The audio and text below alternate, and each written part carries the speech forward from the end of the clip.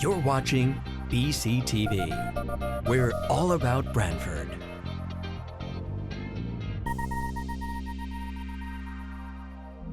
You're watching BCTV, Branford Government Television, a service of Branford Community Television. This program is brought to you in part through the support of the town of Branford.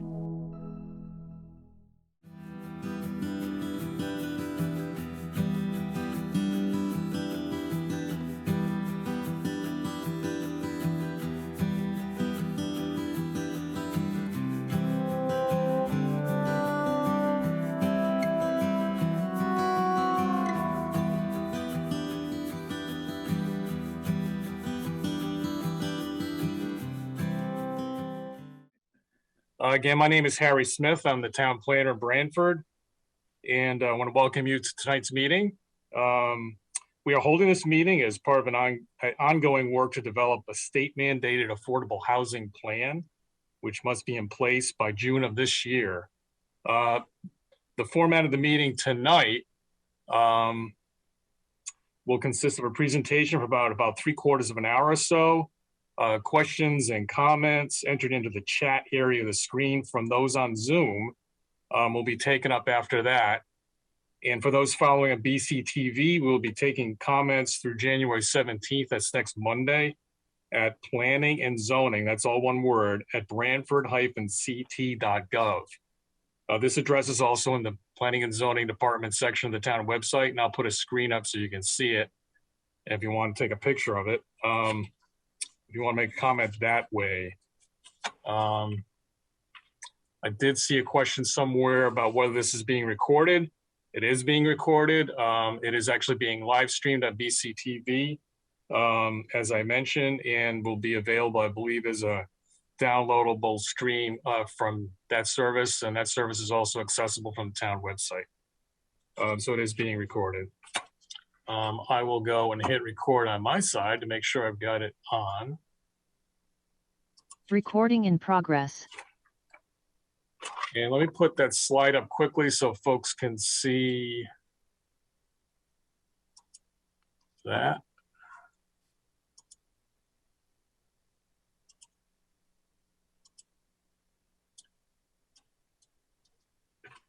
So this just has the email address where you can make a comment. While you're looking at that, I'm going to introduce David Fink, who's a speaker tonight. David is a housing policy consultant for the South Central Regional Council of Governments. He has worked with municipalities, developers, and state government to help serve the affordable housing needs of individuals, families, the elderly, and homeless for 18 years. Principally as policy director for the Partnership for Strong Communities, a statewide housing, education, advocacy nonprofit. He has testified before the U.S. Senate and the Connecticut General Assembly. For 27 years before that, he worked as a legislative reporter and national correspondent for 5 newspapers, including the St. Louis Post-Dispatch, USA Today, and 17 years at the Hartford Courant, where he was the political editor and associate editor of the editorial page. David currently teaches American government at CCSU and lives with his wife, a lawyer in West Hartford. So with that, David, I'm going to turn it over. Take it away, and I will put your presentation up and we can get going. Well, thank you, Harry, and it's good to see some old friends on the call tonight. I will take, as Harry said, somewhere around a half an hour, maybe a little longer, and then be happy to take questions after that, as Harry said, you can put in the chat function and someone will monitor that and relay the questions to me. But feel free to write down any questions you have. I'll try to answer them as best I can. Tonight's talk, as I say, is the magic is in the message. And what I mean to say about that is that we're going to talk about housing. We're going to talk about the reality of housing, people's perceptions of it. They're all valid.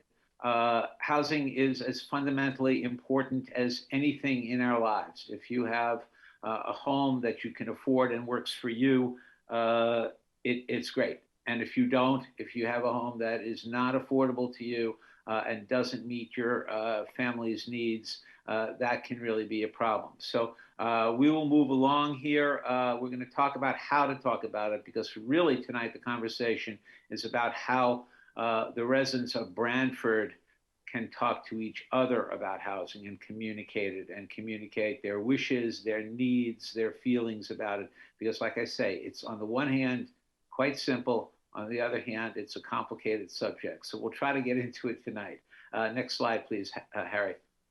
One thing I always tell towns, and I've talked to a number of towns in Connecticut, as my friend Glenn Chalder, who's on the call tonight, knows, I never tell a town what to do. It's not my place to tell your town what to do. And even if it was, I don't know enough about Branford to tell you what to do. But I will tell you what other towns are doing, have done. And maybe you, the combined residents of the town, will recognize that there are strategies, tools, methods that other towns have used that can apply to your town. But that's up to you. As I say, housing is vital, but it's controversial, and we know that, and we have to deal with that, and we have to, make sure that we listen to each other about it. Next slide, please, Harry. I've been to Branford a number of times over the years. Wonderful people in Branford, and to a person, you're open-minded and thoughtful, but there's some people you're going to find in your conversations who are going to be a little closed-minded about this. And they may be guided by what they've seen on TV and stereotypes, and you can't blame them. I mean, people have feelings about it, and how they feel about their home is huge. Everything is tied up in their home. Their security, their children's education, their retirement. It's the largest check they ever write. So if people are fearful about housing that you're going to build that may change your town, your neighborhood, your community, that's real. And maybe there may not be a reason to be as concerned as some people get, but the fact that they're concerned is real. And you have to patiently talk to each other, because for those of us who took behavioral psych in college, one of the things they talk about is loss. People are afraid of loss. And one of the intangibles, but still very real loss, is this wonderful town that I live in going to stay the same? I'm here because I like it here, and I don't want it to change. I don't want to lose the quality of life I have. So, again, it's a matter of being patient and talking to each other and dealing with people's concerns and fears and what they say they need and what they say they want and what they say they don't want. Next slide, please, Harry. How to be successful? Well, what you're doing tonight is huge. Getting together and having a town forum and having it on TV and having it recorded so people can watch it and exchanging ideas is huge. And when I say communicate and educate and build together, I don't mean physically building the bricks and mortar, but you're going to build something in the town, an idea that you're going to turn into reality that you all want, but you have to communicate with each other. And that means, talking to each other, learning what the town has, what it needs, and most especially where to put it. That's important. People have to have choices, and you have to put housing in a place where everybody feels it's not going to mess up traffic patterns and neighborhoods and freak out about it. There are a lot of myths out there. There's reality. There's good research. We'll talk about that a little later, but there are many good examples of housing, and I'll show you photos of that in a little while in towns that I think some of you will be surprised. But the fact that people don't have perspective about housing affordability is, again, not their fault. I live in West Hartford. I could put 100 of my neighbors in a room. 5 of them would admit to being upper class, 5 would admit to being lower class, and the other 90 would all say they're middle class. And that's not true. Most of them are upper middle class. But people think, because they can always see somebody richer than them, that they're middle class, and they don't really realize how many people struggle with housing affordability. And we'll talk more about that. The numbers really tell the story on that for the state and for towns like Branford. So again, the idea here is the town, Branford, like a lot of the towns in the state that are creating housing plans now, you have to decide on what are your goals. Do you want to lessen the burden of housing costs for the people already there? Do you want to lower barriers for people who you want to live in your town? When I was at the Partnership for Strong Communities, we used to say that healthy towns need all sorts of people, and all sorts of people need all sorts of housing. So you have to figure out who do you want to live in your town. And again, we'll get into that in a little more detail in a minute. Harry, the next slide, please. At the partnership, we used to say that housing is the foundation of opportunity, and it does. I mean, if you can live in a good school district, your children are going to go to schools with great teachers and lower class sizes and AP classes and all sorts of enrichments, so that if your child is not great at calculus but is good at theater, they'll have a theater program or a music program. It has everything to do with environmental quality. Denser housing is more energy efficient. If you can put it in your transportation, that will justify more transportation service and get cars off the road. If you can have access to childcare and healthcare, all the things you need, it is the foundation of opportunity. But as we embark on this discussion tonight, I also want to warn you, you're not going to convince everyone. I did work for Guilford about 6 years ago. I was asked by the Guilford Foundation to come to town. We worked with their housing committee. We did videos, we held forums. We conducted a survey in town. We really did some good work. And as a result of that, on the survey, they got 400 responses on their website. And 50 of them were, I have to say, rather harsh. And people wondered, you know, why can't people do it themselves? Why are they getting handouts and all that? But 350 of them, 7 out of 8, were very, very supportive. And so the town government and the zoning commission knew that they could move ahead because it was a fair level of support. The point, though, is you're always going to have people who are not going to be convinced. And I don't mean to say that they're wrong. They just have a different opinion. And you have to think of it that way. This can't be so controversial that we stop talking to each other. So with that, we'll move on. Thanks, Harry. I call housing a tap water issue. Why is that? Because when I, like you, get up in the morning and go into the bathroom to wash my face and brush my teeth, I turn on the water and I have no idea how it got there. I just don't. I don't know how the water works operate. A lot of people feel that way about housing. They don't know how it got there. It's there. Most people, according to state and national surveys, 85 to 90% are satisfied with their housing situation. Why? Because they can afford it and they can generally find the type of home they need at that stage in their lives. So most people don't think about it. It's there for them. And I like to say everyone cares about housing. They just don't know they care about it. They don't think about it. It's there for them.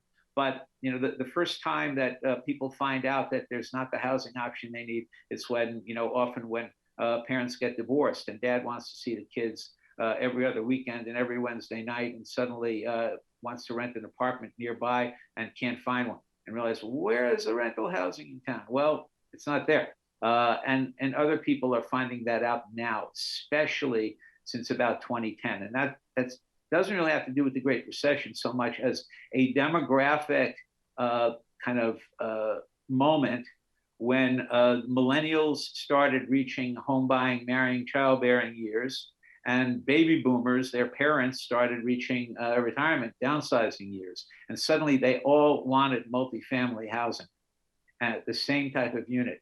And I have seen a lot of multifamily housing built around the state in the last 10 years. And it gets filled up very, very quickly. There's huge demand for multifamily housing. And so people are starting to care about it because they're reaching the stage in their lives where they need a different housing option. We'll talk about that a little more in a minute.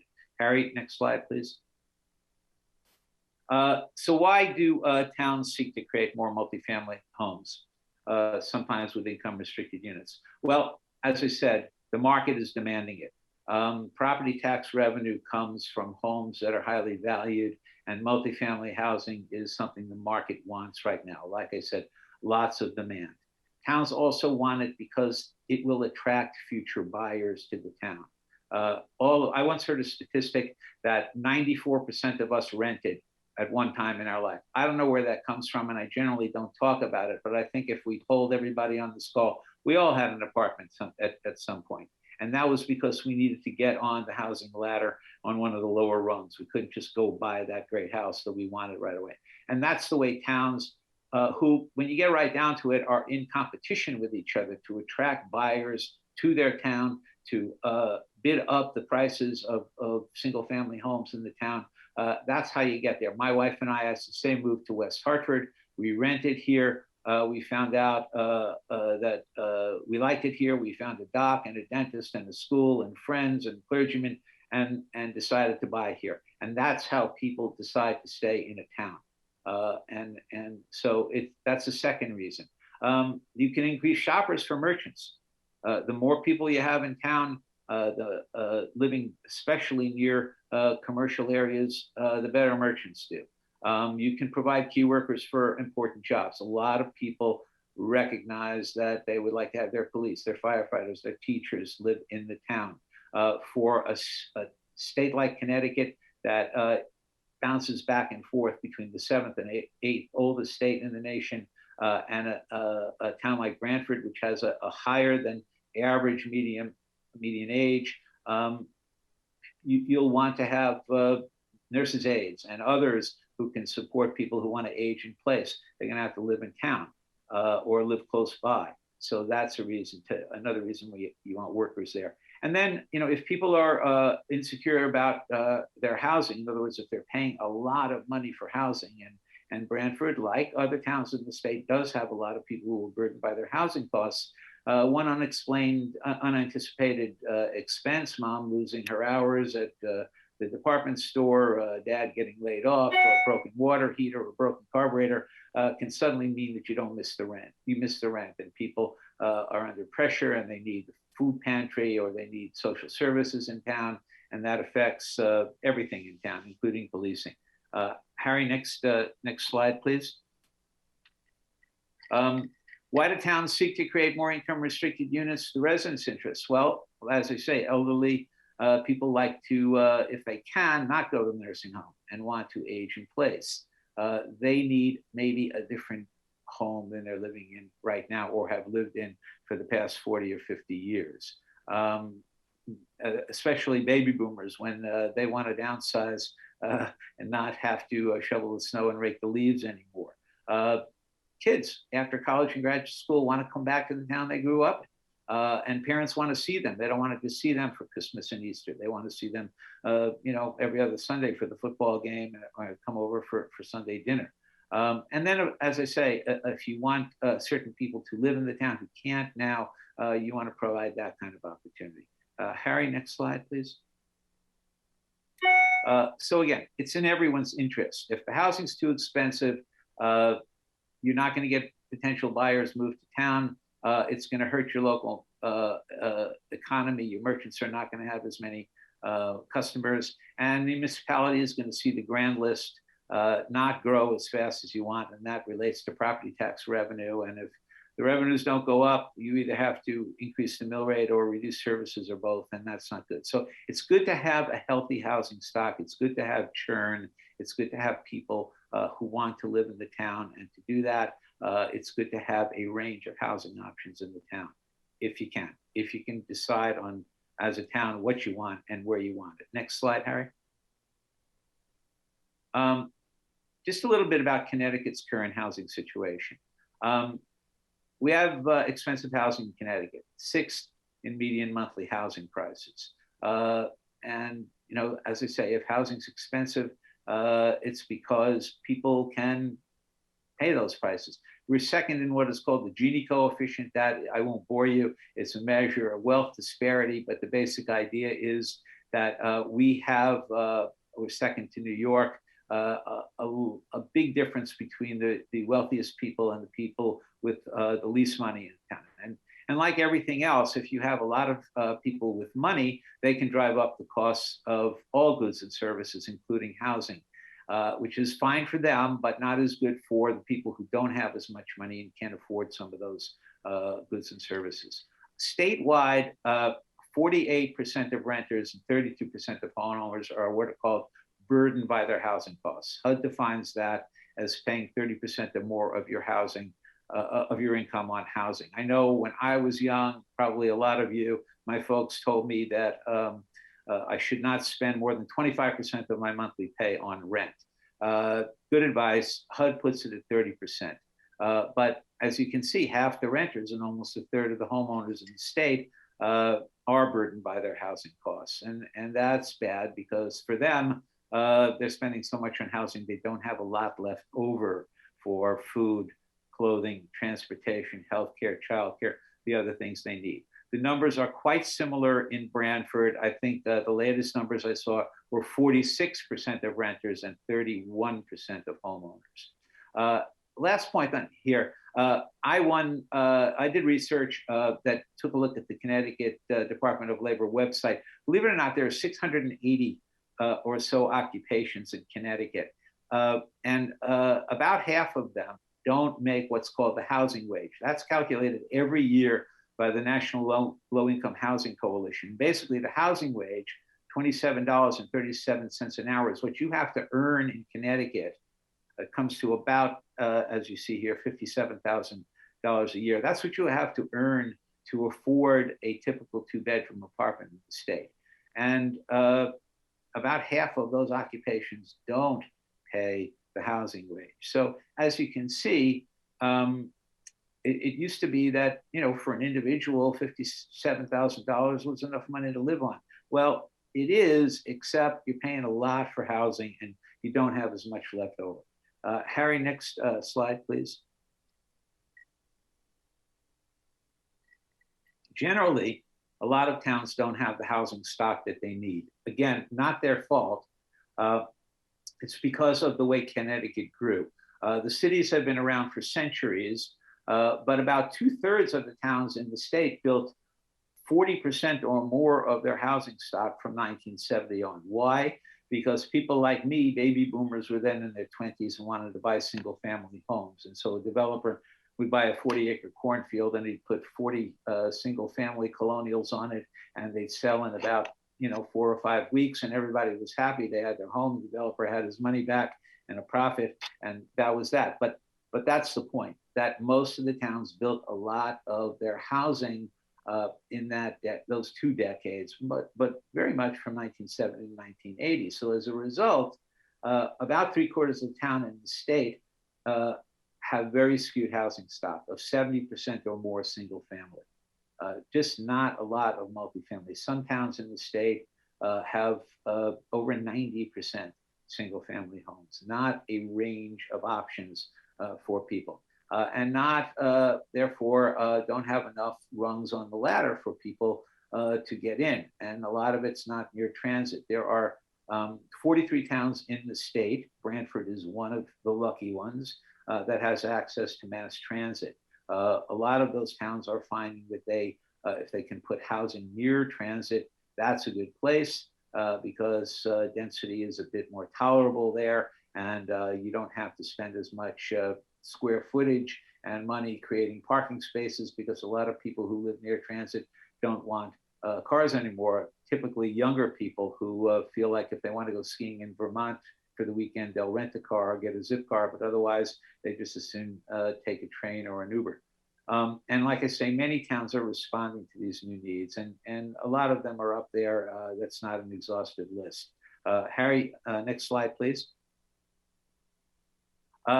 A little more about the state's housing situation. The average budget is devoted 32% to housing, 19% to transportation, and about 6 to 12% to energy costs, heat and light.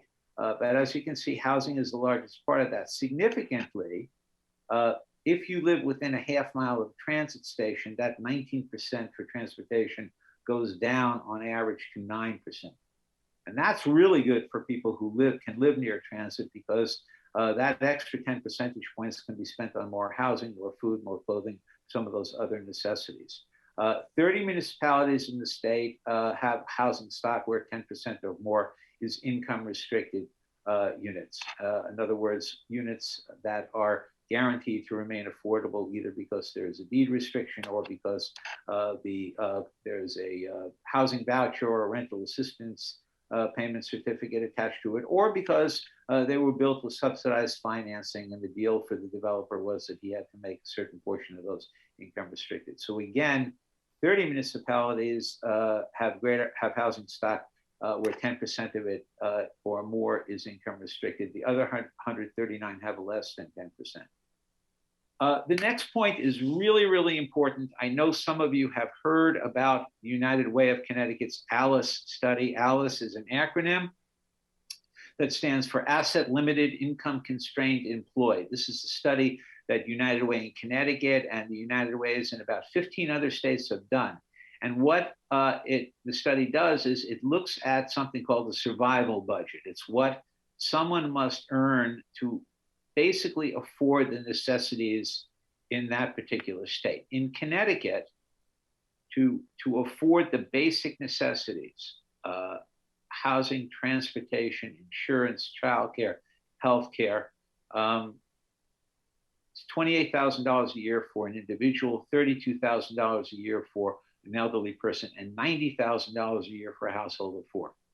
Now, some of you may recall that $90,000 for a household of four used to be a lot of money, not so much anymore. And so the issue here is that in 140 of 169 cities and towns in Connecticut, in 140 of them, at least 1 out of 5, 20% of the households are ALICE households. Now, these people are invisible. These are what we used to call working poor people. Okay. And you don't see them because they work all day, they have jobs, they go about their business, they have functioning households. But again, a broken water heater, a broken carburetor, a loss of hours at the department store suddenly puts those people into an insecure housing situation, and frankly, an insecure social situation. And Branford is one of those 140 towns. Again, not exclusive. Virtually all the towns have a lot of ALICE households, and a lot of them are wealthy towns. Next slide, please, Harry. Here's where you guys stand. As you can see, 34% of the households in Branford are ALICE households. 3.7% of the housing units in the town are income restricted. And as I said earlier, 46% of your renters and 31% of your homeowners are burdened by their housing costs, paying more than 30% of their income on housing. I sent this PowerPoint, by the way, to Harry, and he can, I'm sure, distribute it or post it, or so all of you can look at these slides later. Harry, next slide, please. This again is just overall about 2/3 of the households in Connecticut own their homes, and about 1/3 rent their homes. And that is fairly typical, up or down 1 or 2 percentage points in most states, but it's pretty much typical of the rest of the United States. Harry? These statistics, again, they're on here for you to look at when you look at the PowerPoint, but as I say, you're a little under with 34% of the households in the state. 38% of the households in statewide are ALICE households. Branford is 34%. And you have the other numbers on here that, again, you need, and I just talked about. Harry, next slide. Here's a little more municipal housing data. It shows you the racial breakdown and single family and multifamily breakdown. As you can see, Branford has a better than average housing mix. It kind of pretty much follows the state and national averages. About 2/3 of the homes are single family, and about 1/3 are multifamily. As you can see, there are other towns in the region that have a much more skewed housing mix. Next slide, please, Harry. Okay, so how to bring prices down. housing is pretty simple on the one hand. If you took Economics 101, you know that it's supply and demand. The more housing units you have, the lower the price. It gets a little more complicated after that. But I think the idea is, if you create more supply, you have to figure out where you're going to do that. And the location is key. And depending on where it is, you may need subsidy to build it. Generally, housing has three components: material, labor, and land. And whether you build for wealthy people or lower income people, the materials and labor generally cost the same. And the real more likely variable is going to be the land cost. And often affordable housing, mixed income housing, is built on one of the usual suspects: vacant property, municipally owned property, that scrap piece of property that you get from the state that they don't need anymore. And those are not always the best properties to build on. Sometimes they are. But the idea is you need to cut the land cost. Density can be tolerable and advantageous in certain places. I know Mark Twain used to say, invest in land because God's not making any more. He was right about that, but the fact is that towns can make land. How do they make land? Not going out, but going up. You can go to a second story and a third story and a fourth story. Again, has to fit the surroundings. And that's when people start getting uptight. If you start putting too many units and piling too many of them up in a neighborhood where it doesn't fit those surroundings. So that's the issue again.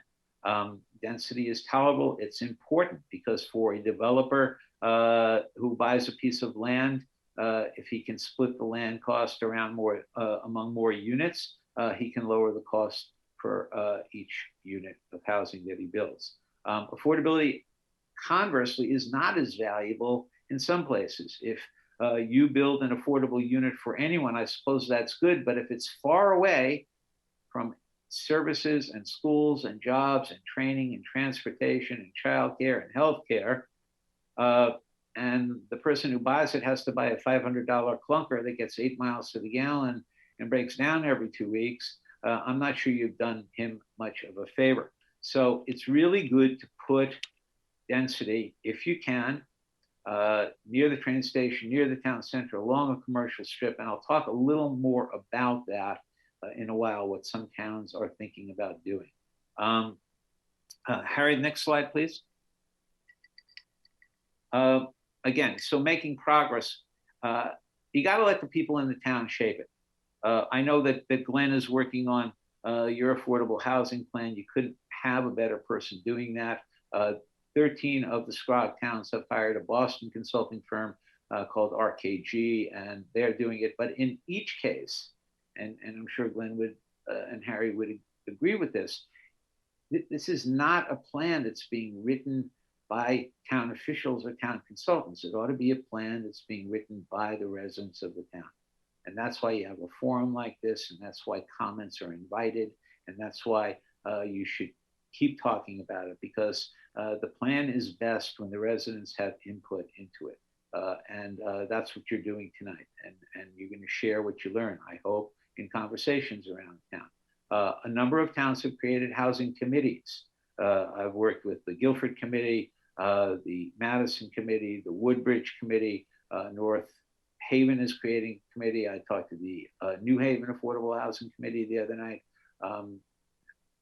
Towns are creating groups of residents to learn more about housing and sustain the effort, because as we all know, mayors, first selectmen, zoning commissioners come and go. Housing is a long-term effort. The plan that you're creating now has to be redone in 5 years. Housing needs to become a proactive activity. Most towns have never been proactive about housing because, like I said, they just grew. The cities have been proactive about it, but towns don't have a lot of experience thinking about what do we have and what do we need and how are those needs changing. So housing committees are good at doing that because residents will stay involved, like I say, even as the municipal officials change. And like I said, surveys, slideshows, videos, anything you can do. I know that Woodbridge is creating some videos and slideshows. Scrog did surveys for the 13 towns. Some of those towns are now doing their own surveys to get a little more information. So these are all things that you can do to allow people to have input, and more to the point, allow them to understand how others in the town feel about these issues. Harry, next slide, please. We're going to talk about some myths and misconceptions. You know, a lot of people think that if you put affordable or mixed income housing and you build it, that it hurts neighboring property values. To be honest with you, the research shows that that's just not true. Needless to say, if you put a 10-story apartment building in the middle of a bunch of million-dollar homes, you might lower the number of people who want to bid on those homes and live there. But by and large, the research has shown again and again that property values don't get hurt. Same thing, and I'll do, when we get to the next slide, I'll show you a little bit about school costs. A lot of people think that if you build multifamily housing, it raises school costs. Well, again, the research shows and the anecdotal evidence shows that that's not true. You know, most people believe that if your school budget is $1,000 and you have 10 kids in the school, that 10 into 1,000 is $100 and it costs you $100 every time you get a new child. Well, that's not really true. And think of it this way. School costs are dependent, according to the research done by UMass and others, school costs are dependent on labor costs and healthcare costs and energy costs. And they're really not sensitive to enrollment. And the enrollment issue is not an issue now, because between now and 2030, the enrollments in most towns are projected to go down just because of the sheer demographic wave. There are just fewer public school age children in the next 10 years. So even if you built housing and you got more school kids, which you don't, and we'll get into that in a minute, you will, there'll be room in the classrooms for them. As for neighborhood quality, yeah, again, I think the issue is that you don't want to plop the wrong kind of housing down in surroundings that where it doesn't fit in. But by and large, people's concerns about crime and neighborhood quality have not come to fruition. And we've done interviews with police chiefs and mayors over the years, and the stuff gets built, and I'll show you pictures in a little while. It's beautiful. There is not graffiti on the walls and used syringes on the ground and bullets flying through the air or whatever people imagine. So these are misconceptions. I understand why people have them. I understand why people have them, and I don't blame people for having them. I understand people worry about their homes, their neighborhoods, their security, their families. And so it's rational to have these concerns. What I want to tell you is that the research just doesn't bear it out. And we'll look at design in a couple of seconds. Harry, can I see the next slide, please? Here's an example about school-age children. Excuse me, I'm just going to wet my whistle for a minute. Rutgers did the research for every state in the nation about 15 years ago. And since then, it's been borne out by a bunch of different studies. But here's the basic idea. Public school age children, they found, they use real numbers. These were not projections or extrapolations. They found that for a one-bedroom multifamily unit in Connecticut, you got 0.04 children per one-bedroom apartment, or in other words, 4 children in every 100 one-bedroom multifamily units. When you think about it, that makes sense. How many parents are going to move into a one-bedroom multifamily unit with a child? Not too many, only when they have to. 2-bedroom unit, 0.27 children, or in other words, 1 child for every 4 2-bedroom units. Again, it's intuitive. You got a 2-bedroom unit is going to be 2 single people sharing it, or a young couple who wants a second bedroom for an office and maybe for guests, or grandma who wants a second bedroom when the grandkids come by. And once 1 out of every 4, you're going to get a parent with a child. 3-bedroom unit, you start getting a few more public school age children, 1.38. But again, in multifamily development after multifamily development, the numbers bear it out. You just don't get many school children. And I put down here one of those examples.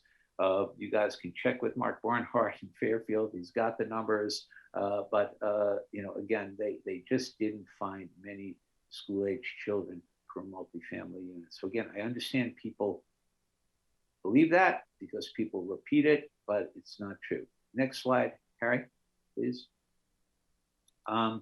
Again, on property values, a couple of more studies. Harry, if you want it, I'll be happy to send you links to even more studies about this, which you can have if you want. And just email me tomorrow and I'll send you other links. But it just is not the case that property values go down. Next slide, please. Okay, here are some really good examples of what I think to be very attractive multifamily housing in towns that are wealthy or upper middle class towns, but needed it to expand the range of their housing stock. So this is New Canaan. This was built by the Housing Authority in New Canaan. These are 1-bedroom units and 2-bedroom units for people at 30 and 50% of median income. Really nicely done housing. Next slide, please. This is Avon, built by Jeff Sager at Metro Realty. These are 1, 2, and 3-bedroom units. 30% of them are income restricted. This development was built on a former industrial site. Towns are looking at that. This was an overlay zone. So, very often zoning commissions don't want to change the zoning on an industrial site because it's their belief that they will have a manufacturer come in and want to buy the site and do manufacturing there. And that's great. But what towns have done sometimes is do an overlay zone and they say, well, if we get a factory coming in first, great. And if not, if we get a multifamily housing developer comes in, we can do that too instead. And this photo was taken 2 years ago. This development is about 20 years old. It looks great. It continues to look great. Next slide, please. This was built just 2 years ago in Stonington, part of an 80-unit development. Again, 30% of the units are income restricted for people at 30 and 80% of median income. It was built by NeighborWorks New Horizons, and they worked with the town.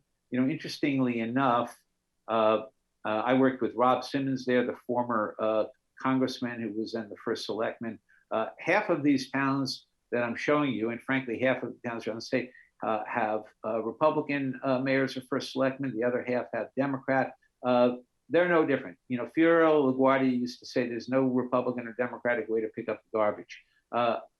Virtually every mayor and first selectman I have worked with understands that they need a range of housing options. And so here, the developers worked with the fire department, the police department. They could make sure that the traffic was good. This is on a commercial strip on Route 1, just east of Pawcatuck Village in Stonington. And it's beautiful and it's worked out great. Next slide, please. This is in Farmington, also built by Metro Realty. This is near the Yukon Health Center and Jackson Labs. Again, this was built also about 20 years ago. This was taken last year. These are duplexes with patios. They're beautiful. They're, excuse me, they're populated by residents and interns at Yukon Medical Center and lab techs and other people who just need an affordable place to live in what is otherwise a fairly expensive town, Farmington. And again, these are about 30% of the units are income restricted here. Next slide, please. Another wealthy town. This was a very large parcel. Brookfield found that they could put several hundred units here. As you can see, they went up 4 stories where it worked, 3 stories otherwise. These are lovely places. It's really in a nice setting. And again, Brookfield needed the housing options and they were very proactive about their zoning. Next slide. Another wealthy town, this is Darien. This is on the east end of Route 1 in Darien. This is a former nursing home. Again, a property that was adaptively reused. The footprint allowed for 1-bedrooms and studio apartments. It was done by Garden Homes, and town's very happy with it. It was an 830G project. They initially didn't want it. Now they found out it's worked out just fine. And this was taken last year. And again, it's been there about 7 or 8 years. So as you can see, no graffiti on the walls, no problem. Next slide, please. This is South Windsor. These units are kind of old. These are elderly affordable units. I think today we wouldn't see as many elderly units on 2 floors. So they try to put them on 1 floor so that the bedroom is on the same floor as the living room and kitchen. But these have worked out well. South Windsor is one of the towns in the state that I think is a model for proactive zoning. They have a great range of housing types there, and pretty much everything, every development that they allow in South Windsor now requires 10 or 15% of the units to be income restricted. So they are increasing their stock of income restricted units for all the people they need to work at Evergreen Walk and Buckland Hills and a lot of the other developments in South Windsor.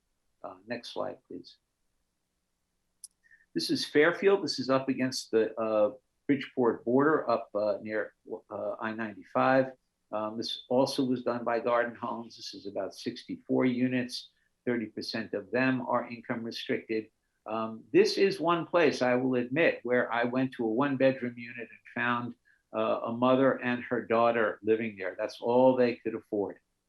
And so that was one of those 4 out of 100 cases where a parent was living with a child in a 1-bedroom unit. Interestingly enough, the mom who was living there was very pleased to be in the Fairfield schools, and ironically was a nurse's aide for a couple in their mid-90s who lived in Westport, who were able to stay in their homes because Fairfield had allowed this to be built, and consequently the woman was allowed to live in this housing and be able to get to Westport to take care of them. Westport did not have a unit for her because they hadn't built any.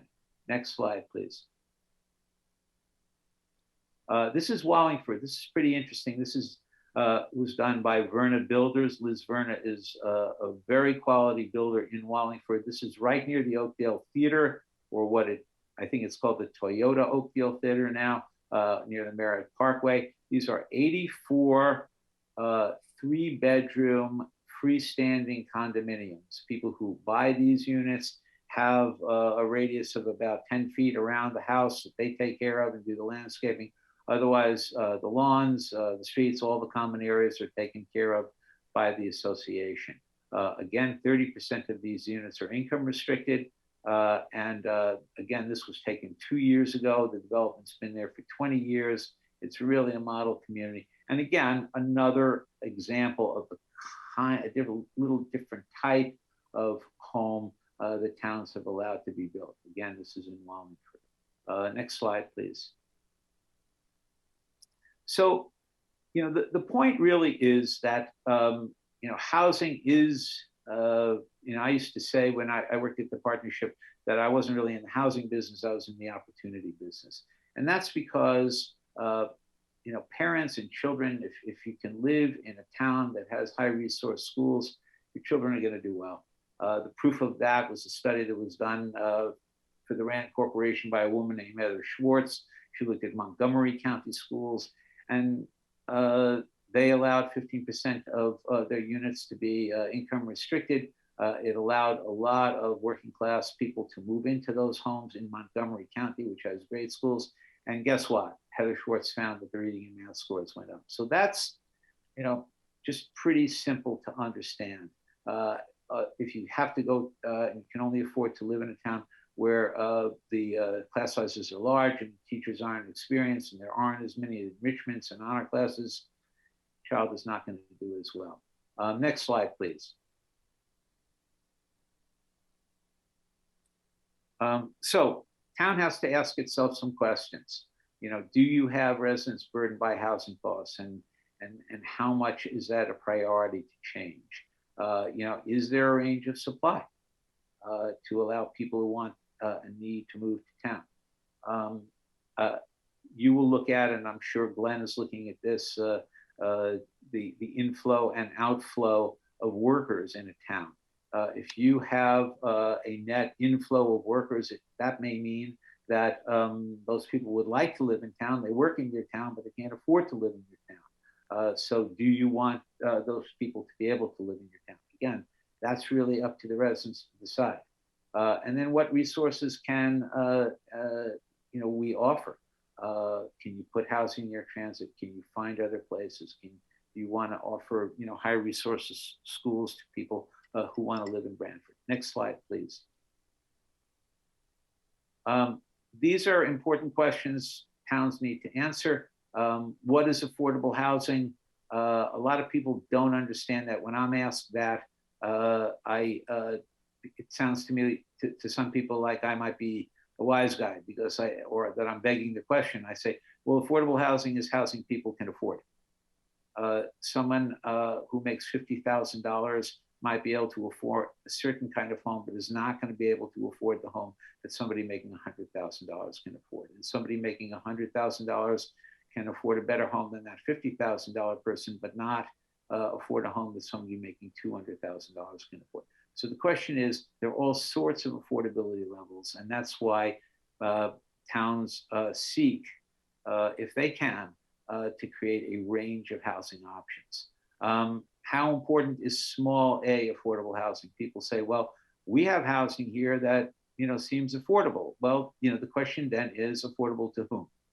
The person saying it usually can afford that housing, but it may not remain affordable. And especially if we continue to see what we saw in the last 2 years of this pandemic, where we saw a huge increase in demand for single family homes, driving up the median sales price. I know in central Connecticut, from about $240,000 to $300,000, and that's even higher along the shoreline. And what happened there was, when single family prices increased around the state, that drove people in the lower end of the buying market into the rental market and increased demand there. And so the rental prices in the state have increased in the last 2 years. So housing that we say is small a affordable, well, maybe for the moment, but not forever. And the market will drive up the prices at those times unless there's an income restriction. The 830G statute, I'm sure you discussed in town. That is the state statute that says that if less than 10% of the town's housing stock is income restricted, a developer can buy a piece of property, override the local zoning, make at least 30% of the units income restricted, and there's no way the town can stop that developer unless the town can show that will threaten public health or safety. And that burden of proof is very difficult for a lot of towns. What shouldn't we seek to learn from other towns' experiences? Well, that's going to be up to you. No town is exactly alike. Towns have similarities, but towns are also very different. The housing stock currently is different. The housing needs are different. The topography, the demography, the geography is all different. There are different housing markets in every town. The politics are different in every town. So, you can look at other towns, and that's good, but no town is exactly alike. So you have to kind of pick and choose what works in your town that might have worked in another town. Next slide, please, Harry. You have to look, how unaffordable is the town's housing, and how do you want to measure that? By the percentage of people who are burdened by their housing costs, town jobs held by out-of-towners, Alice households, median sales price. What are the factors that need to be present to create? If there's a strong market for market rate units, a developer can make a small portion of the units income restricted and still make a profit. So again, you have to look at that. Towns I know around the state have offered developers density bonuses, tax abatements, subsidies, relaxed the parking requirement. My town, West Hartford, just gave its first tax abatement to developers that it ever has. And just was not something they wanted to do. They used to give relaxed parking requirement for developers, but they had a property, an old monastery where they could create 300 units. They wanted between 10 and 15% of those to be income restricted. The developers could not get historic tax credits, and so the town decided that for the very first time they were going to give a tax abatement to the developers. Is that a good thing for your town to do? I don't know. And that's going to be up to your town. But there are different things towns can do to make a deal work for a developer. Developers are not going to build housing to lose money. They want to make money, and you can't blame them. But if they can build you what you need and what the people in town need, then you need to talk to them about how to make the development work on paper. Next slide, please. Again, more questions. How does affordable housing's location add or subtract from its value? Like I said, you know, if you can put housing near transit, you can cut your transportation costs. If you can even if you have no green features in a multifamily development, if the units are sharing walls and ceilings and floors, they're going to borrow heat from each other, and you're going to lower energy costs. You know, where is the affordable housing in town? Are there better or worse places to put it? Again, these are all questions that the town needs to think about. Does affordable housing lower property values? No, I don't think if that happens. But again, you're going to have discussions with people, and you need to be patient with them, because for years and years and years, they've heard that it increases crime and lowers property values and increases school costs, and it doesn't. And none of those pictures I showed you lowered the neighboring property values or increased crime or increased school costs. This last bullet I want to talk about for a second is being built out significant. Some of you may know the term. A lot of people say, well, our town is built out. We've built on every available property in town. There's no place to build any more housing. Well, that may be, but I say generally that if there was such a thing as built out, you'd never see a crane in Manhattan. Properties get repurposed all the time. There are not a lot of homes from the 1600s left on the island of Manhattan. So things get knocked down and built again. What are some towns doing? I'm not going to identify the town, but I happen to know two towns right now that are talking to the owners of two kind of strip malls that time has passed by. A lot of towns have these. These are strip malls of 8 stores that were built in the 50s or 60s, usually on a bus line or a commercial strip. And some of the stores are vacant. And you know, they've decided to do what a lot of redevelopment authorities in larger cities do all the time, which is approach the property owners and say, if we rezone this for multifamily housing, would you not renew the leases on these other, you know, the stores that are still happening there? And we'll change the zoning, and because we think this is a good location for multifamily housing. And you know, the strip mall owner may say no, but he might say yes. And now suddenly you have a property where you can build multifamily housing. You can do that. I know in the town of Simsbury, they identified about 6 years ago about 15 properties that they thought could be built, could be good for multifamily housing. And guess what? Even as they eliminated some of those properties, there was, because of the way the town grew up, the owner of a nursery pretty close to the town center, who approached the town and said, you know, I can move my piles of mulch and topsoil someplace else. My customers will know where to find me. How about you consider my property for it? So the point is, you have to drive around your town, look around your town, look at properties and think, you know, is there a better use for this property? And again, you're not going to walk up to 10 property owners and say, hey, how about if we rezone your property and you close your business? But because not all 10 are going to say yes, but a few might. And suddenly you've identified properties that are different than the usual suspects. Next slide, please. Again, these are principles to consider. You want to let other people move to your town because it's in the interest of the town. Do you want your workers to live in town, or people working in town who live out of town? Can you increase transit service because you're going to have more fare revenue at the Branford station? These are questions, principles to consider. But that's about it. I think next slide, Harry, is just my contact information. Is that right? Yes, it is. Okay. So that's about it. I think, what I've tried to do here is kind of lay out some stuff for you to think about. I'm happy to answer questions. You got a really wonderful town. I think the idea, though, is for everybody to talk to each other, share what they learn, and see if you can figure out what you need, and more to the point, where you can put it where people will be okay with it. So with that, I'll turn it back over to you, Barry. Thank you, David. That was a very informative talk. So we really don't have a lot of questions in the chat that I can see. Maybe just give everyone a refresher. If you're looking at the screen now and you're on Zoom, of course, there's a series of buttons on the lower part of the screen. Frankly, I'm trying to brush up my Zoom skills because it's been a little while. There is a box that says chat. Click on that. You can put a question in there. We don't have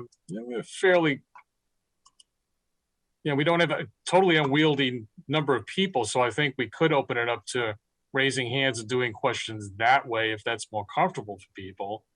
So I'll just throw that out there and see if anyone raises their hand. That is also an option down on the bottom. I think you will click next to your own. Actually, I'm going to turn it over to my assistant, who may be better at explaining that. Evan Bryning, if you'd like to unmute yourself. Says the host, I'm not sure I can actually find the raise hand feature.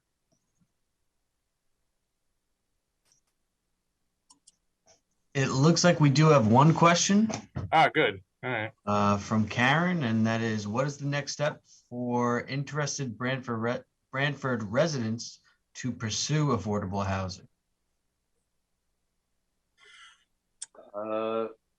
Harry, I don't know. Do you want me to? I was going to jump there and take care of that. We do have, I will say there is a steering committee that is, how many people are on it here? We have 1, 2, 3, 4, 8 people, and 7 of them are in the audience tonight. I'm not going to put anyone on the spot, but I will say that is one possible route, as was mentioned in the discussion. That is an important step and function and way for the town to move the whole discussion of affordable housing forward and actually start implementing. So, whether that group, transforms into a larger group, it changes membership in some way and carries forward as the housing committee is something that's certainly, going to have to be talked about and decided upon. But I would submit, your name. You can send it to that mailbox I mentioned earlier, which is planning and zoning, all one word, at branford-ct.gov. And that email will get to me, and I will make sure to keep your name. And as this project winds down, and we can certainly put you in there. We also do have steering committee meetings that are open to the public. You're welcome to attend those. They're posted on the town's website. We don't have a regular schedule because the steering committee is essentially involved in the development of the plan right now. And as that feedback is needed, the committee's meeting more intensively, and as things shift, they're meeting less intensively. So there'll probably be a few meetings left before the plan is put together into a draft format, but there will be a public hearing on the plan. That is one opportunity to be involved. And we'd certainly welcome any, your involvement at any stage. Is there anything anybody from the committee or anybody else wants to add about that? We do have some additional questions, and I did want to mention to everybody that if they look down at the bottom of their screen, there's a reaction option. And if you click on that, there's the raise your hand function in that little menu. Okay. But we do have 2 more questions. One is from Affordable Housing Steering Committee member, Mariana More. And she said, many people in town feel that we have a lot of affordable housing, and we do have a lot of housing that falls into the cost or income ratios of affordability. The problem is that it is not protected from market forces through deed restrictions. Are there any towns doing creative things to convert existing housing to protected housing? I'm not up on all of that.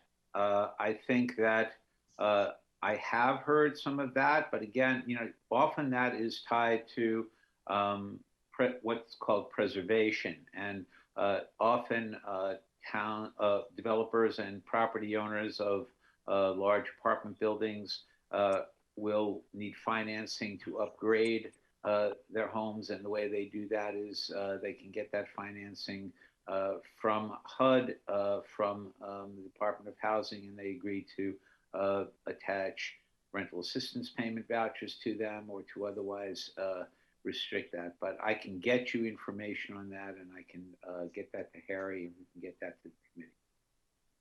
Okay. Great, thank you. Next up, we have a question from Mr. Pottinger. And he states, I suggest we consider what we mean by community, in quotes. What sort of a community do we want to keep or construct? How does race fit into this discussion? Branford and most of the Scrog towns are at or near 90% white, but residential racial segregation is at the heart of many of our social problems. The concentration of racial minorities in affordable housing is a major factor.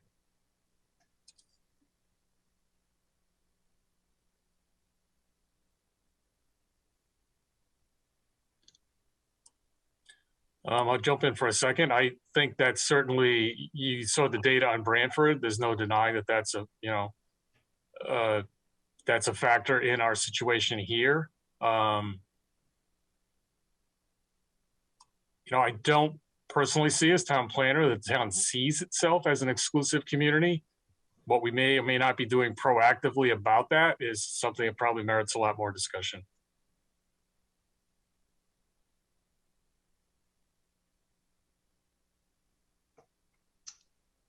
That is it for what's in the chat, but we do have somebody raising their hand, and it's actually Mr. Pottinger, if we'd like to unmute him. I'm going to allow him to do that. And I'll even unmute myself too, Harry. Thank you. I just wanted to say that I brought up the question of race because David had a long list of questions that towns need to ask themselves. And a lot of them relate to what kind of a community do we have and what kind of a community do we want to have, or do we want to build or construct?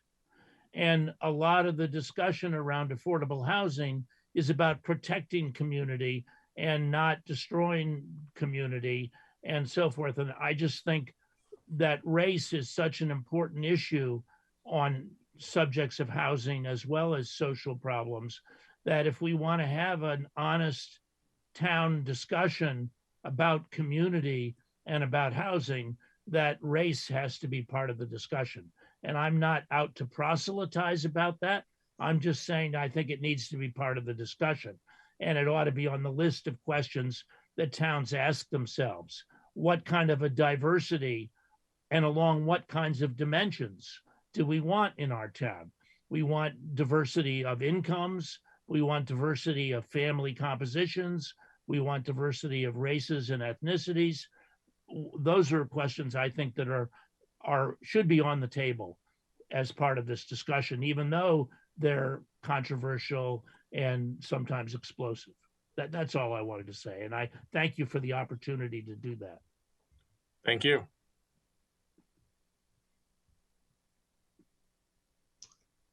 We do have a few more people starting discussions in the comment section. I did want to offer anybody that couldn't figure out how to use the raise their hand function, if you just turn your camera on and give us a wave, I can also unmute you the old-fashioned raise your hand way. But next up, from Nan Birdwistel, she said, I sent David a few questions that I sent to him only. David, please see them, make sure that David sees them. And Stephanie F., a committee member, has my contact information for you to respond to directly. But now please see deed restricted question I sent you individually, which was adjunct to the Mariana More asked everyone. I think the question needs to be a lot more reflection than you responded to in your response, Marianne. I was going to say if Ms. Bergwitz wants to raise her hand and ask the question, it's just hard for me to look at chats now and read them and still pay attention to what's being told. So if she wants to raise her hand and ask the question, I'd be happy to try my hand at it.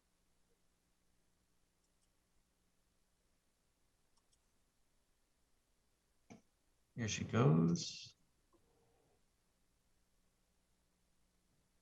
You hear me? Yes, we can. Okay. Now I can't even read my own question, but I'll try to.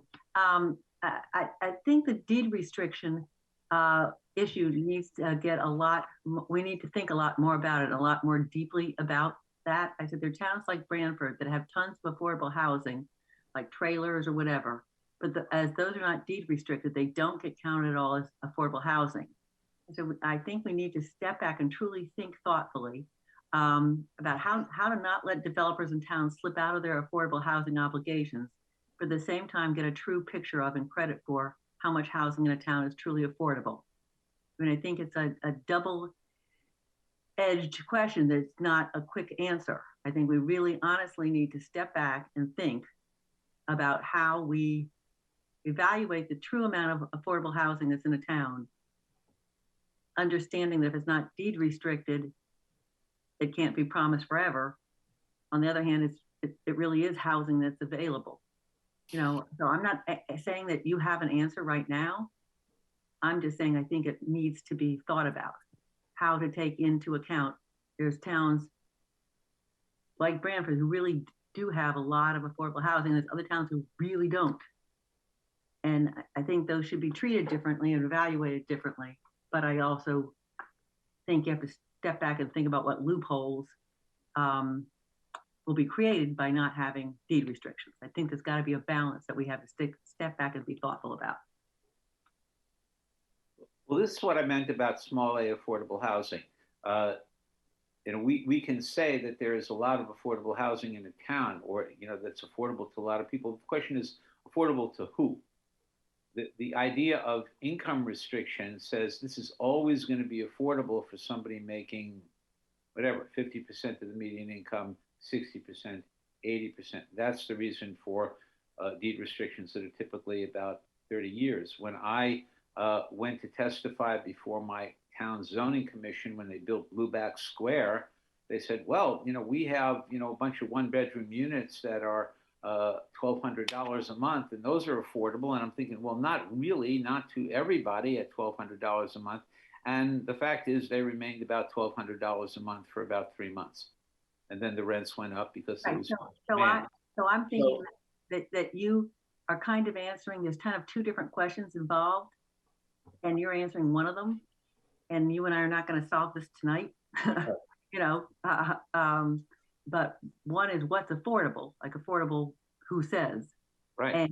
And so that's one question, and that question. But there are housing, and then there's a question of truly affordable, but for how long?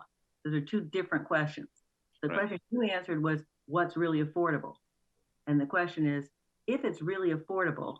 I mean, a trailer is going to stay, you know, whatever. You're not going to get that much more affordable than a trailer, no matter what you create. So the question is how to make it so somebody doesn't change that. Because you and I are not going to solve this tonight. I'm just saying I think that people need to step back and think about being creative to have what's truly affordable, not affordable in the eye of the rich person, what's truly affordable, but not deed restricted, and how, you know, how we treat that.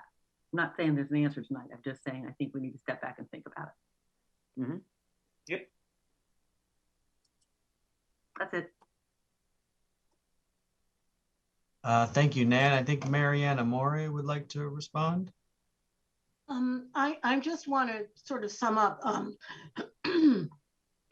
I wanted to say one thing that I think responds and concurs with both Jay's and Nan's concerns. And one is that This is an issue that requires lots and lots of ongoing outreach and public, community education.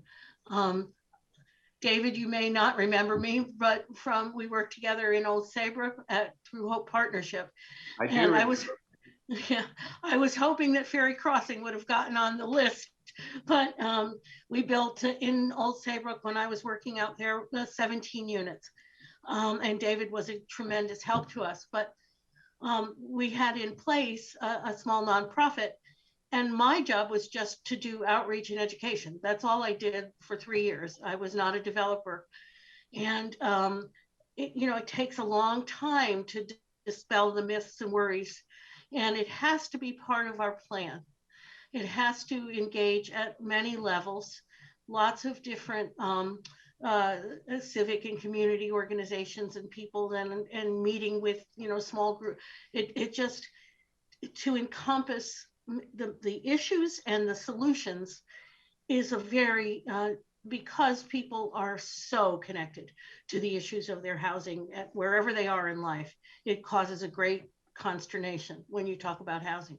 And that's all I wanted to say, that besides the solutions that we might come up with out of the steering committee or the pieces of the plan, one of the most important things would be to keep the opening of the discussions ongoing forever and ever. And I just want to say that. Thank you. Mary Ann, I would just piggyback on that. Some of you may not know, but I have always thought of Old Saybrook as the poster child for how to do this. Yes, absolutely. Some of you may not know the history of this, but Mike Pace was the first selectman in Old Saybrook. And he was driving to work, he said, and passing some of the single room occupancy, actually, off-season hotels or motels in the town. And he saw women in nurses' uniforms and waitress uniforms standing out at the bus stop with the child. And he realized that these were people who were living in this one room, cooking on a hot plate, essentially homeless people who were living in Old Saybrook. And he realized we needed, or the town needed, more income restricted units. And so the town went about a conversation that included the largest congregation in town, which I believe was a Lutheran church, and the state rep, and the United Way, and the Hope Partnership, and just a lot of people. And they had meetings for 2 or 3 years. I know I was down there about 117 times in Old Saybrook. But everybody's question got answered. And so when the vote came to build Ferry Crossing, which was, as Mary said, the 16 or 17 units, there was only one person who got up the public hearing, and that person was not opposed. The person was just saying, this is a great idea. More to the point, as a result of that, and because that development was so good and is so beautiful and remains beautiful and has always been a great addition to the town zoned other areas in town. It built the purest incentive housing zone in the state, where a private developer built something like 186 units right next to the old Saybrook train station, Shoreline East Station. 34 of them, 20% of them, were made income restricted for people at 80% of median income. The developer needed not a dime of subsidy, because the demand for multifamily units was so high that he was able to rent all those units very quickly. And the town has continued on from there. So it does take a while. And that's why I said towns need housing committees, and they need a conversation so that they can sustain the effort, because it's not going to be fixed in a day or a week or even a year.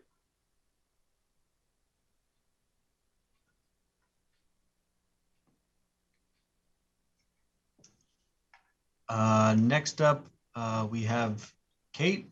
I think she had written a question in the chat, but she's also raising her hand. So if she would just like to state her question. Hi. Hello, can you hear me? Yes, we can. Okay, good, thank you. As I'm listening to the discussion, it sounds to me as if most of the examples that have been presented from other towns have been developments where the majority of the units were not income restricted, but a certain percentage of the units were. Right. And you showed photographs of lovely developments. And I'm wondering, I'm thinking that that is actually a message that I think folks in town would find palatable, much more palatable than thinking that the development is going to be all income restricted, like what we would call a project. So if I think that would be, in terms of public education, a message that would help to get folks to think, more positively about this change coming to our community. But at the same time, I wonder about if you can help our zoning commission in developing strategies to hold the developers' heels to the, to put into place either those incentives or those restrictions on the developers, so that they truly do come up with plans that include affordable units. Well, yeah, Thank I mean, you. sure. The way towns typically do that is they create what is called an inclusionary zoning ordinance. That basically says whatever the town wants it to say, but generally it says that a portion of the units in a development have to be income restricted at whatever income level, or in other words, affordable to whatever income level the town wants. And there's a great deal of flexibility there. So I know my town, West Hartford, is now considering an inclusionary zoning restriction that says that between 10 and 15% of the units in any new development have to be income restricted. I think what you observed is exactly right. We learned a lot of lessons over the last 60 or 70 years from the creation of housing for low income people, that if you put too many income restricted units or all of them in one place, that can breed problems that nobody wants to see. In addition, if 100% of the units are populated by low income people who can't afford high rents, what that means is whoever developed the housing needs an enormous amount of subsidy, which the government, both state and federal, doesn't have all the time, and certainly doesn't have now. So the idea of mixed income housing says, as you noticed, that if we make 90 or 80 or 70% of the units market rate, especially in a town like Branford, where if there's not enough multifamily housing, the market rates for those units can be fairly high, that developer can realize some nice profit for those market rate units, and therefore be able to take lower rents for the portion that is reserved for low income people and still make a profit on the development. So again, it depends on the town, it depends on the market, it depends on the kinds of units that you want to create, whether they're for people at 50 or 60 or 80% of median income.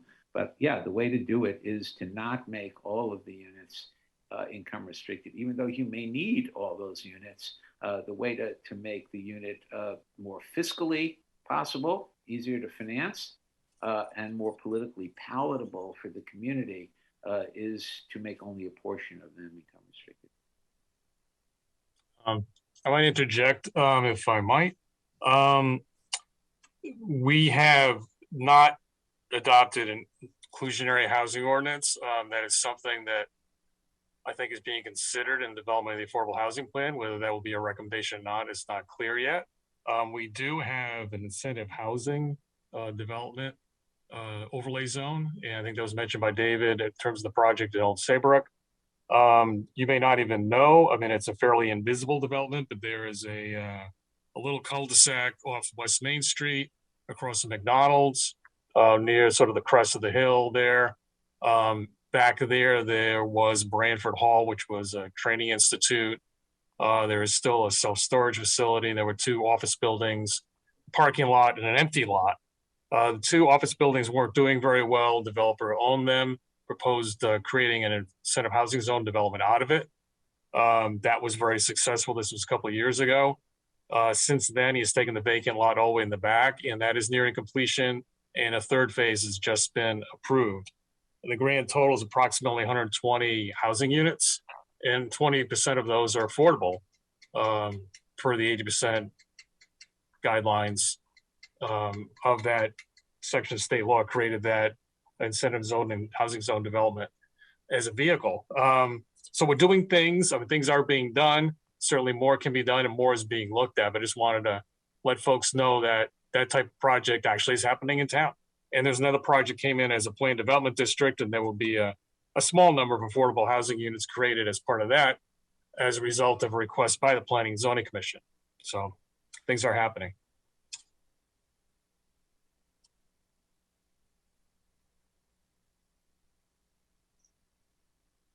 We have a few more questions in the chat. One is from Mr. Schiffer, and it says, David, in Branford, what tools do you think the town can implement to incentivize affordable housing? Well, again, I don't really want to say what Branford ought to do. Like I said, there are towns that have used various strategies. Like I said, my town, for the first time, used a tax abatement. That's not always something that's doable. Some towns can do it. It depends how much you want to give away for how long. Some towns, I know my town has frequently used, on the other hand, relaxing parking requirements. Some towns have, require 2 parking spaces for every housing unit created. Some towns have totally abandoned their parking requirements. Some towns have decided near transit, or at least walkable to transit, they will require fewer parking spaces. And as you can understand, pretty easily, the less square footage on an asphalt lot beside the housing, or more to the point, the less construction costs for a garage beneath the housing, you've lowered the construction costs for the housing, and you've allowed more of the land to be devoted to housing units. And so that helps the developer pencil out the deal. There are obviously costs that the town can incur that might otherwise have been paid for by the developer. If the developer needs a new road, sometimes towns have paid for the road, so the developer doesn't have to do that. The towns will sometimes put in sidewalks and street lamps and other things that they might normally ask the developer to put in. I mean, there are ways to defray the developer's costs. And the biggest thing is a density bonus. If you allow a developer to put more units on that parcel, he can spread his land costs over more units, and again, lower the cost of all of the units, or at least the income restricted units. So there are a number of strategies, and you're very lucky to have people like Harry and Glenn there, because they know all the strategies. They've seen them in other towns, and it's really for your town to discuss how to do it.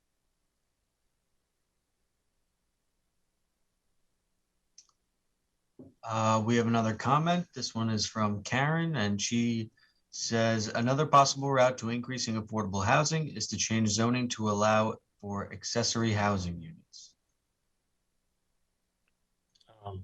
I'll throw that out and say, yes, that is certainly something can be done. And actually it's been done here. So we have a section in our zoning regulations that allows accessory dwelling units, as they're called, in single family homes, in some of the larger lot zoning districts.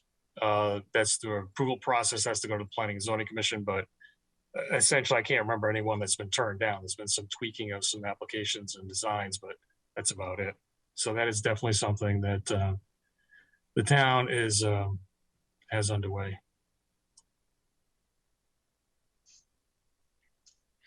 We have another comment from Mr. Pottinger. He says the town of Branford gave a tax abatement to the affordable housing development BRIC, built in the early 1990s.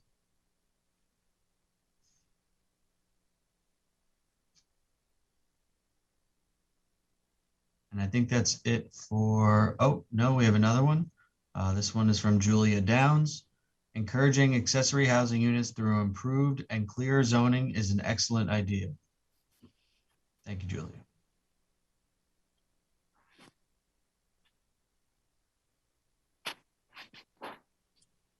Well, at this point, I don't know if we see any other, I don't see any hands up, Evan. There seem to be no other questions. Oh, there's a hand up from Ms. Farber. So we'll make you a co-host.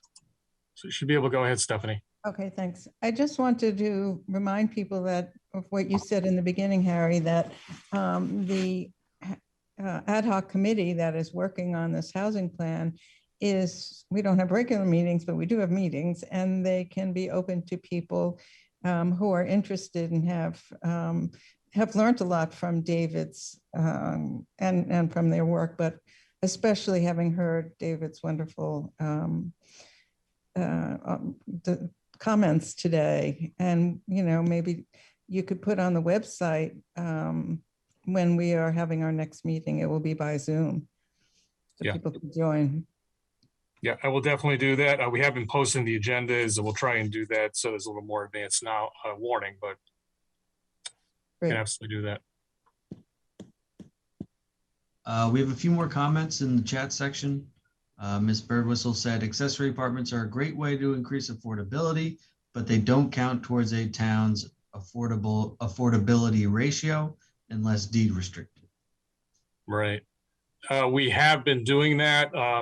My understanding is state law change last year has essentially precluded the town from continuing to do that.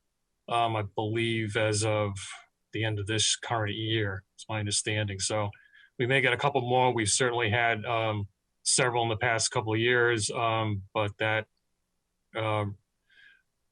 ability to do that is out. They've also changed the state law, so it does not actually count against the town in the sense that increases in units that are not affordable, which makes our ratio worse.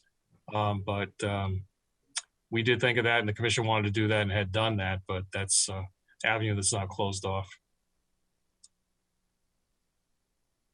And I think Harry might have answered our next question just now, but Kate asks, how can the town ensure the accessory apartment is affordable?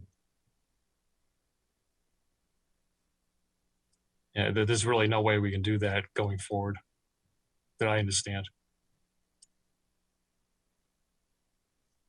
And I think Marianne would like to speak. Harry and David, honestly, the state said you can't do that. What in the world would be the rationale for that? I do not know all the rationale for that.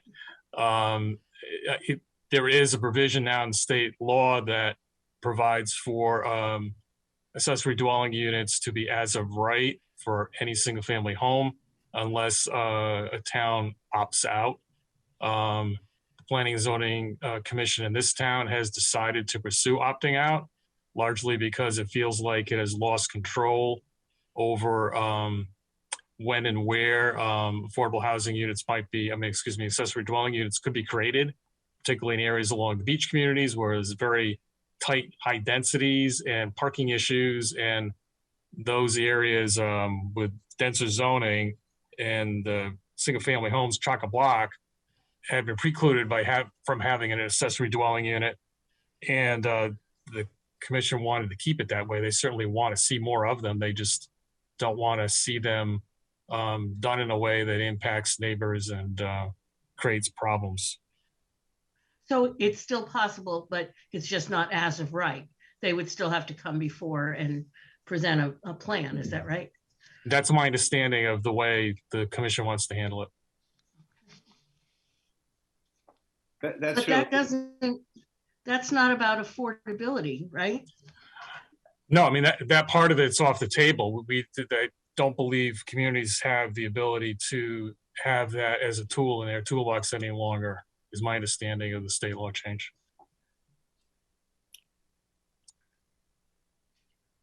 I don't understand.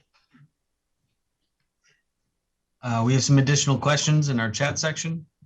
Jeff Clark says, for Harry, I think the town has about 500 apartments that have been approved but not built. How many affordable features? I will say there's one project that is making a contribution to a housing trust fund. One project is dedicating 5% of the units, and another project in that 500 is part of the Summit Place incentive housing zone development, which has a 20% affordable requirement, again, for increased density, as mentioned by David. So that is how that sort of balances out for the developer. But if you want to contact me directly, I can get you, more detailed information if you want it. And we do have one more comment from Ms. Birdwhistle. She says, thank you, David, Harry, and the committee for such a wonderful beginning. You are making more progress than anyone has in 30 years since this discussion statutorily began.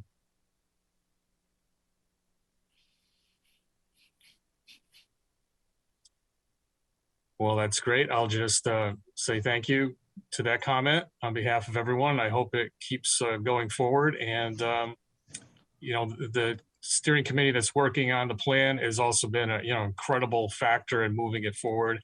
And we've also benefited from the wise guidance of Mr. Scholder, our planning consultant, who is taking us through this as well. And again, thank you to David Fink for coming tonight and giving us this presentation. If there are no other comments, I'm going to put up a screen I showed earlier with the email address for planning and zoning, where if someone may want to make a comment, if they've been participating, following this on BCTV and not had the opportunity to comment in the chat, I'll put that up for a couple of minutes so people have that. I will mention that email address is also in the planning and zoning department portion of the town website, and you can reach us through that email address as well. So we put that up there. There's another comment, I think, from Mariana Amore, so I'll just jump in. And she says, David, thank you as always. You're the voice of reason. All the best. Thanks, Marianne. Good to see you. Is there any other closing comments, David, you'd like to make? No, I just happy to come back if you need me or anything else you need. If you want to have another discussion in a month or 2 or 8 or 15, whatever, I'm here and be happy to help. Okay, we may definitely take you up on that. Okay. All right, so I will share my screen here with this closing slide for a couple of minutes, and just thank everyone who's in attendance tonight, and look forward to this moving forward further. So thank you all. Thanks, Harry. Good night. Good night.